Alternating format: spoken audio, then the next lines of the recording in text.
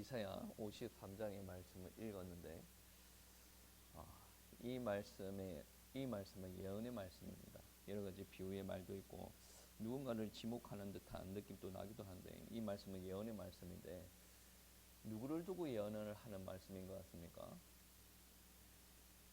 예수님이죠. 예수님을 두고 예언을 하는데 오늘 이 본문 말씀은 예수님이 나기 몇 년 전에 예언이 됐던 말씀이냐면 700년 전에 예언이 됐던 말씀입니다. 700년 전에 예언이 되었는데 사람들은 이 예언의 말씀을 믿었죠. 나름 믿었는데 예수님이 왔을 때 예수님을 알아보지 못했습니다. 왜 그러냐면 자기네들이 메시아를 생각할 때 존귀한 모습으로 오기를 원했었거든요. 머리에는 왕관을 치고 외모는 수려한 모습으로. 그런데 예수님은 그렇게 오지 않았다. 오늘 본문 말씀에서도 외적으로 드러날 때 화려한 모습으로 오지 않았습니다. 하늘 보좌 우편을 버리시고 이 땅에 오셨어요. 높은 곳에서 낮은 곳으로 오셨죠. 왕의 존귀함을 가지고 온 게 아니라 종의 비천함을 가지고 오셨어요. 아주 외모적으로 볼 때도 평범한 모습이었습니다. 그러니 사람들이 예수의 모습을 볼 때는 저분이 메시아가 아니다라고 생각하는 경향이 많았습니다. 왜 그러냐면 너무나도 평범한 외모를 가지고 있으니까. 오늘날 신앙생활을 하는 사람들도 마찬가지입니다. 너무나도 평범하기 때문에 어떤 경우에는 너무나도 못났기 때문에 한 20년 전에 저희 교단 어떤 선배가 조금 규모 있는 교회에 지원을 했대요. 청빙 지원을 했죠. 전화하는 중에 어떤 목사님이 재미삼아 이야기를 하더라고요.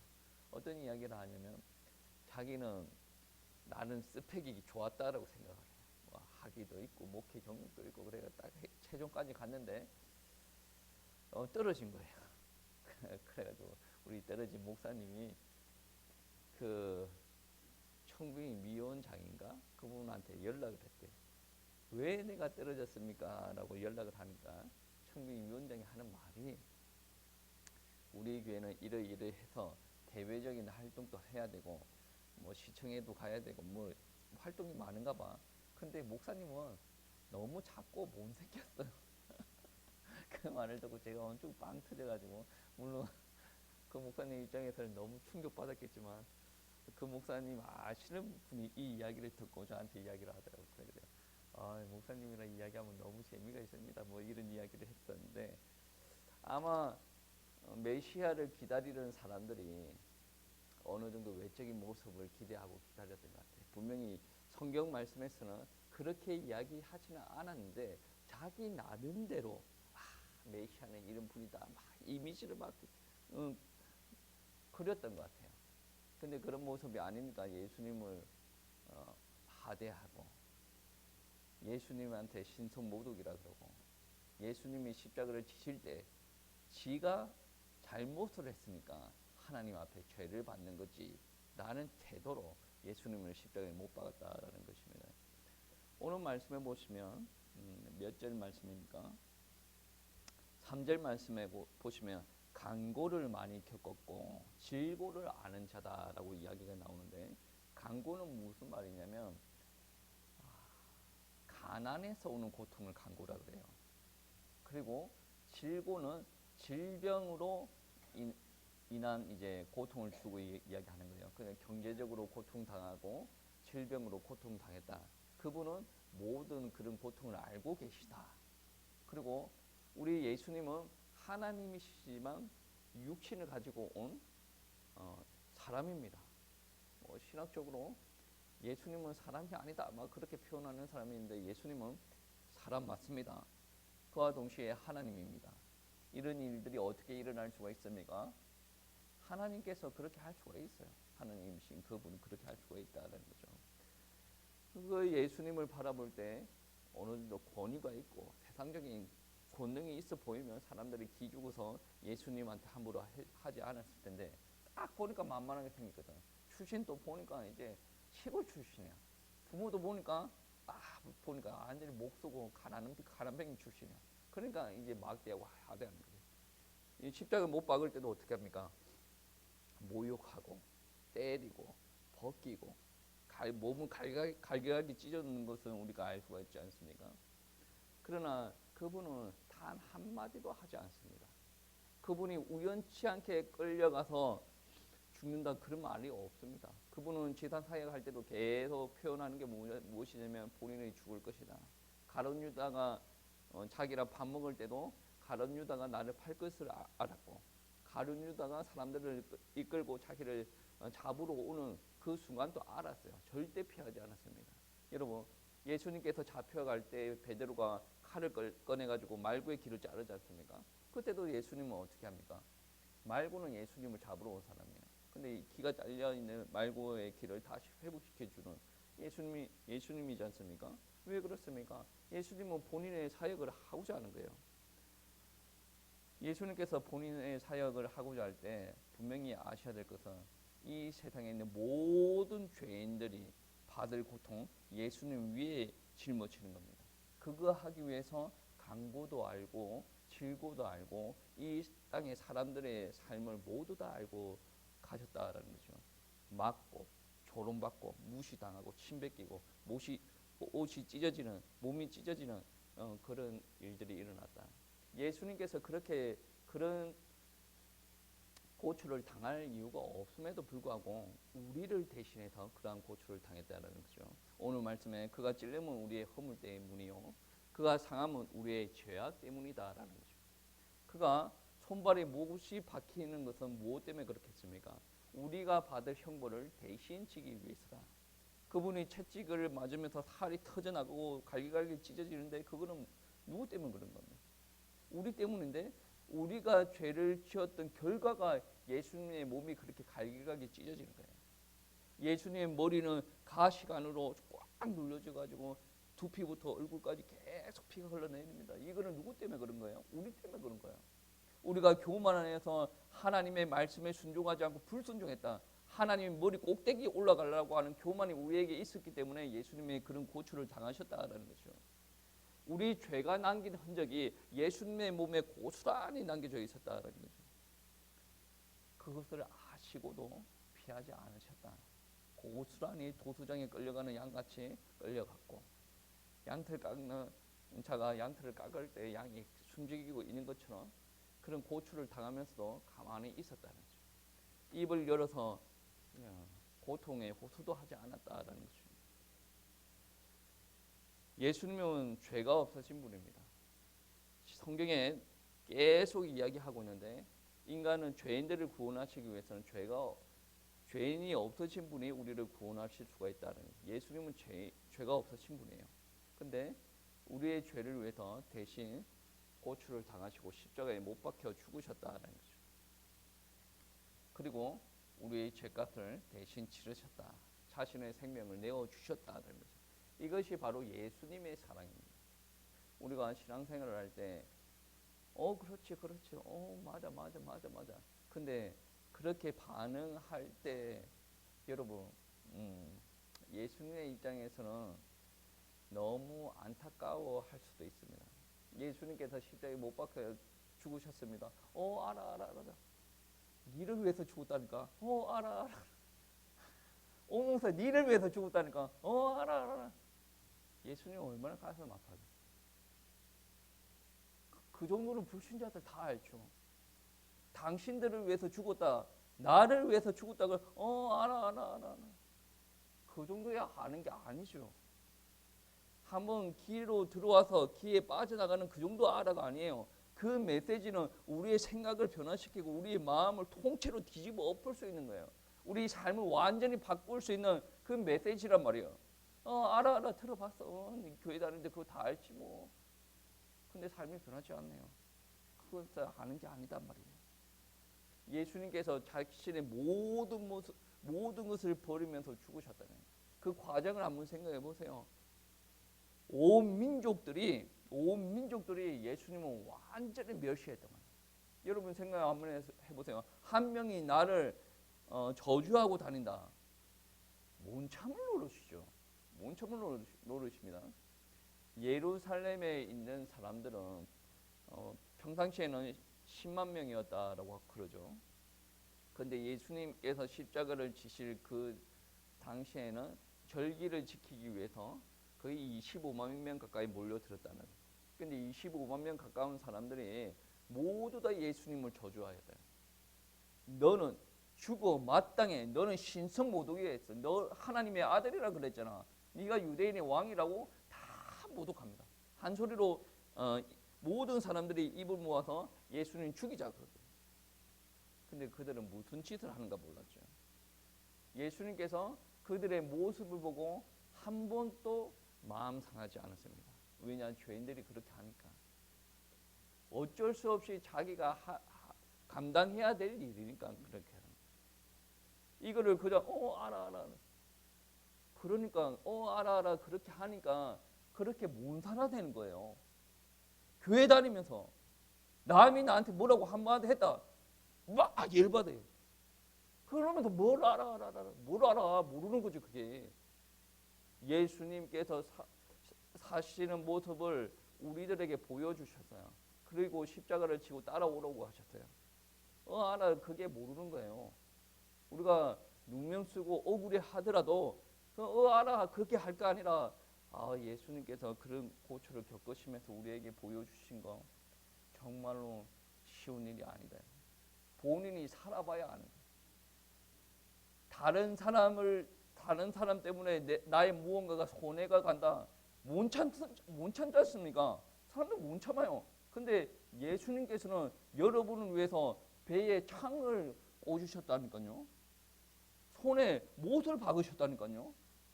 옆에 누구 때문에 내가 손에 조금 오면 못 견디는 사람이 알아 예수님 그랬죠. 알아. 모르잖아요. 그걸 어떻게 알아?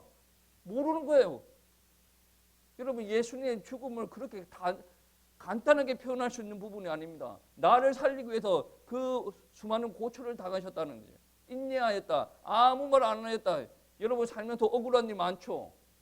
그 억울한 일 있으면 여기 가서 풀고 저기 가서 풀고 보통 사람들이 하는 행동이에요.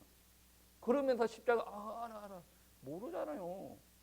예수님이 하고 싶은 말이 얼마나 많았겠어요. 근데 그 말해도 아무 필요가 없지 않습니까? 어차피 자기가 죽기로 계획되어 있는 거고 그런 부분에 그 상대방이 하는 나에게 모욕하는 것들은 전부 다 죄인들이 하는 말인데 다르지 않습니까? 여러분 한번 생각해 보세요. 급이 다르면 마음이 상할 이유가 없어요. 저랑 우리 막내 딸이랑 가끔 싸울 때가 있어. 싸울 때가 있는데 가끔 보면 이게 너무 똑부러져가지고 저한테 말을 못하게 해. 아빠 뭐 어쩌고 저쩌고 내가 말을 못한다는 거지. 맞는 말이거든. 아무 소리 안 하고 있어. 근데 마음이 안 상해. 기분이 안 나빠. 왜? 내가 잘못한 게 맞으니까. 근데 내가 잘못한 건 맞아요. 인정을 합니다. 기분 나쁜 일이 아니죠. 그거보다 더 중요한 건 뭐냐면 나는 어른이고 우리 딸내미는 애기야. 그러면 동등한 위치에서 막 따다다다 하면 좀 말 표현이 그렇게 안 하면 안 되나 막 그런 생각이 들겠지만 이제 애기가 따다다다 하면 아이고야 그래 아니 웃기지 않습니까? 여러분 한번 보세요. 여러분 육신이 건장해요. 육신을 건장해서 운동장을 1시간 정도 뛰려고 이제 페이스 조절하면서 1시간 정도 뛰어. 요즘은 슬로우 조깅이라고 요즘 인기예요. 뭐냐 팍팍팍 안 뛰고 걷는 듯 하지만 엄청 천천히 이렇게. 근데 나는 육신이 엄청나게 건장한 사람인데 그냥 갑작스럽게 운동하면 몸에 무리가 갈까봐 엄청 천천히 뛰는 거예요. 근데 저 옆에 몸이 불편한 사람이 막 키득키득 틉니다. 와 저렇게부터 못 뛰나 막 웃어요. 여러분 기분 나빠요? 저 웃는 사람은 몸이 불편한 사람이에요. 나는 몸이 건강한 사람인데 다 이유가 있어가지고 이렇게 뛰는 거예요. 그러면 이 사람한테 이야기할 필요가 없어요. 이야기하면 이 사람은 상처를 받으니까. 근데 나는 육신이 건강한 사람이라, 그리고 마음도 건강한 사람이라 옆에 있는 사람이 웃어도 나는 괜찮다니까. 아이 웃으세요. 나는 다 당신보다 더 빨리 뛸 수 있는 사람인데. 그런 생각이 있지 않습니까? 웃으세요. 나는 당신보다 더 건강한 사람인데. 그런 생각이 있으면 마음이 상할 이유가 없다니까. 여러분, 요즘에 곰곰이 생각하다 보니까 목사가 평신도랑 싸워가지고 마음이 상할 이유가 있나? 목사가 교만하다고 생각할 수도 있어. 근데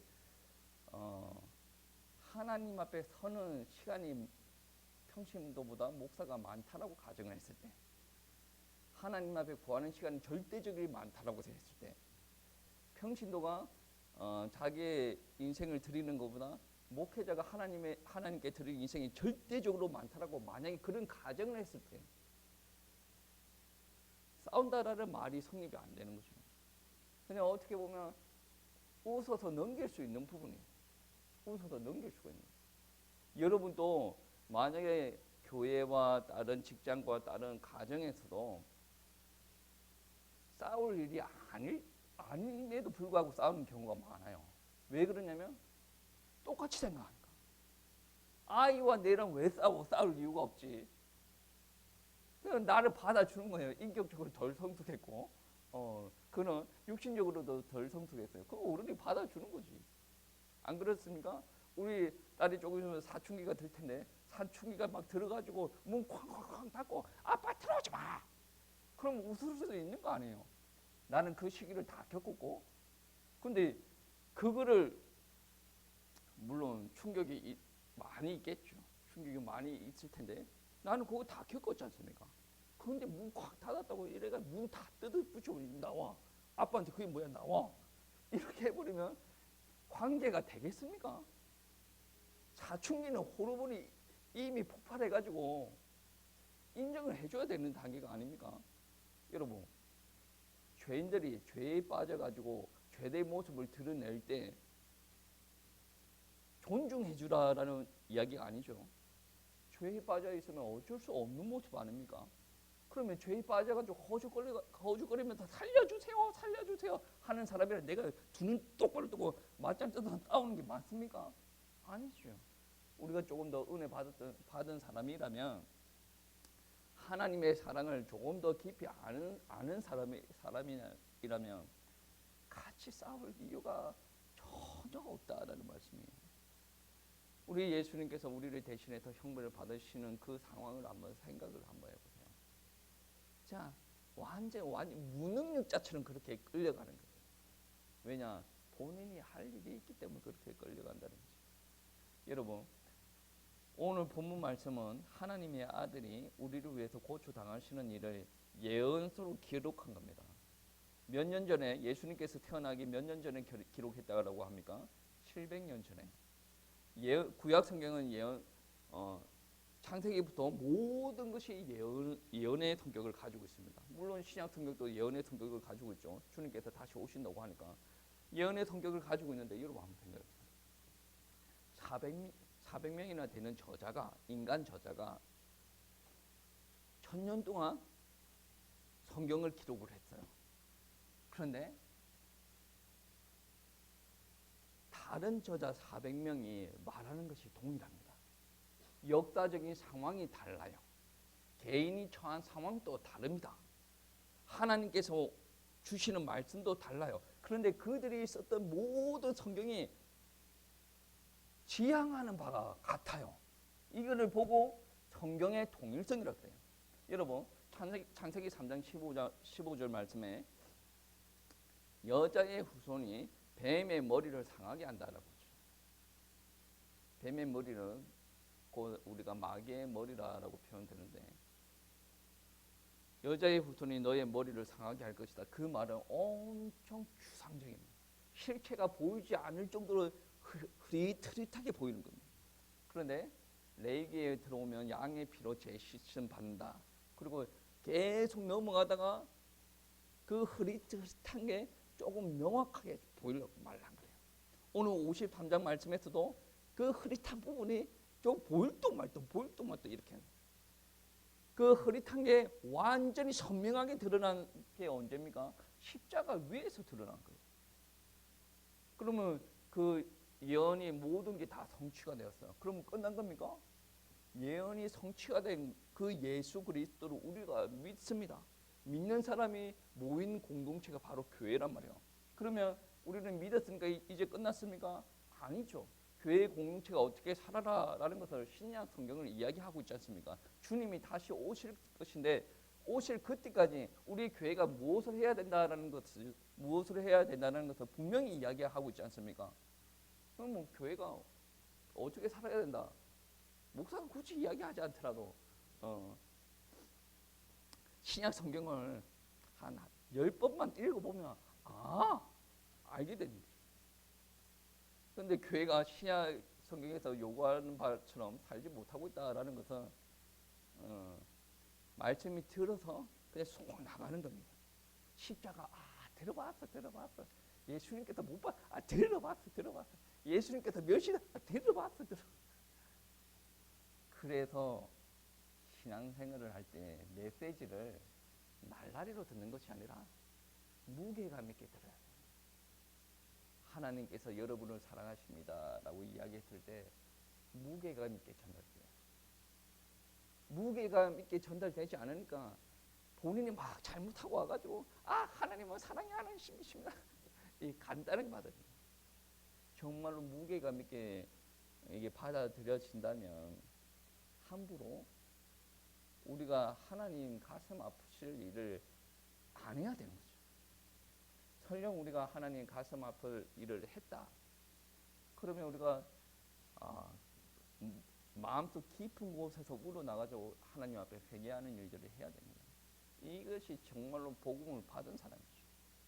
여러분 들었다 안다 뭐 그런 소리는 하지 마시고 정말로 이 복음의 메시지가 우리의 머리부터 발끝까지 흘러 넘칠 수 있도록 그리고 우리의 삶의 현장까지 예수의 피가 물들어가지고 우리의 삶의 모습이 정말로 예수님의 모습처럼 그렇게 살 수 있도록 묵상하시기 바랍니다.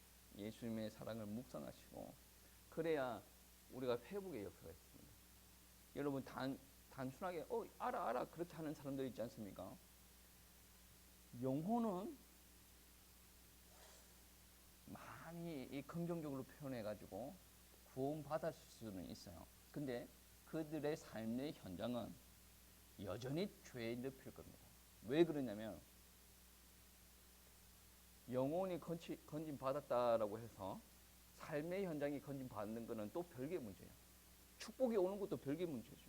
축복이라는 것은 우리가 하나님의 말씀대로 살았을 때 우리가 죄의 모습에서 죄의 고통에서 완전히 건진 받으려면 우리의 삶 가운데서 예수 그리스도의 십자가 계속 흘러 예수 피가 계속 흘러야 그게 되는 거예요. 들어봤어 안 돼. 무게감 있게 받아들이십시오. 우리는 죄로 말미암아 절대로 우리가 자유롭게 살 수가 없어요. 마귀의 손에 잡혀가지고 자유롭게 살 수가 없는데 우리가 이 가운데 회복되려면 예수 그리스도의 십자가를 무게감 있게 받아들이십시오. 깊게 묵상하십시오. 우리를 대신해서 예수님께서 죽으셨습니다. 그러면 우리는 예수님 앞에 함부로 할 수가 없어요. 그리고 예배 시간도 함부로 할 수도 없죠. 하나님께서 말씀하시는데 그것을 내가 원하는 쪽으로 해석해서 살아갈 수도 없어요.